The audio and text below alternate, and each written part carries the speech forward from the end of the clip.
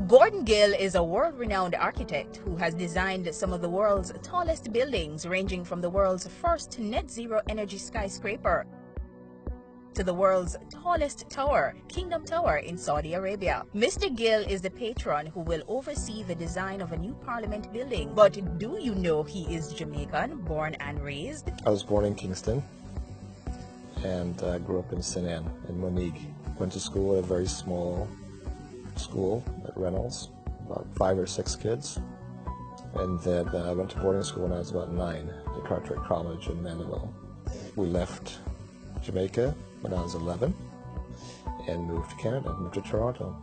And that's where I did my high school, middle school, high school, undergrad in architecture at Ryerson University. Then went to the States, University of Texas at Arlington, and did my first master's. And then I did my second master's, my postgraduate at Harvard. And from there, I found my way to Chicago and have been there ever since. Both parents, all my sisters, all my brothers, 2 of them are born in Costa Rica, so that's a little bit of a, but yeah, parents, grandparents, all Jamaican, 100%. It's not fair to say that I was interested in architecture necessarily because I didn't know what I was doing when I was a child. I would draw plans and I would make up buildings and I would build things in my parents' backyard on the hillside and cut roads and pour concrete and run water and build cities, really, and love to make things. And then when I went to Canada and I started taking classes in school, they would call it engineering or they would call it architecture, and I liked the architecture because it had to do with buildings and I loved buildings. So at that point I realized that there's something called architecture and that's what I was doing. At least I thought I was doing, and then I became obviously educated over time as to what serious architecture can be. Well, we've been very lucky in the practice. We have designed the world's tallest building in Jeddah Tower, which is currently under construction, over 1 kilometer in height. We have designed cities, over 100,000 people, 50,000 people. They're currently under construction in China. We have probably 23 buildings under construction around the world right now. Last year we had 51.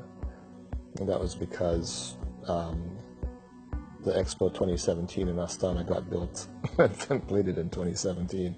That was 28 buildings as part of a master plan and for the Expo. We've been very fortunate. We've been very lucky. And I think a lot of that has to do with our approach to problem solving.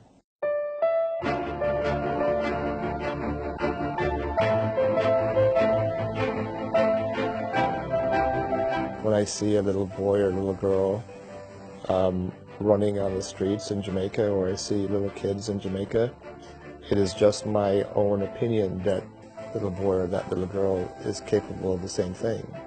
I don't think it's a stretch to expect that the children of Jamaica can grow up to do great things. And I can tell you that in my travels, I've run into a lot of Jamaicans who are doing amazing things out there. And so it is a unique story, I think, because, you know, I grew up on top of a hill where I couldn't see another light in the distance at night, but I think it's just a story about progression and work and education and a certain amount of will and a little bit of luck. I think for Jamaicans this is a very pivotal moment to have the opportunity to participate in or to observe the making of the new Parliament building. That is a once-in-a-lifetime opportunity. I think for anyone in the design field, architectural field, planning disciplines in Jamaica, that has got to be a moment to shine. That is what you live for, I would think. I think that you have a service and a duty, frankly, to your country to put your best foot forward and do the very best that you can. And it's not for yourself. It's not even for the government. It's for all those little kids that are going to come by in the future and look at the building and look at the park and look at this place and understand what this meant at this moment in time and what it can mean over the next decades for this country. It is a global opportunity.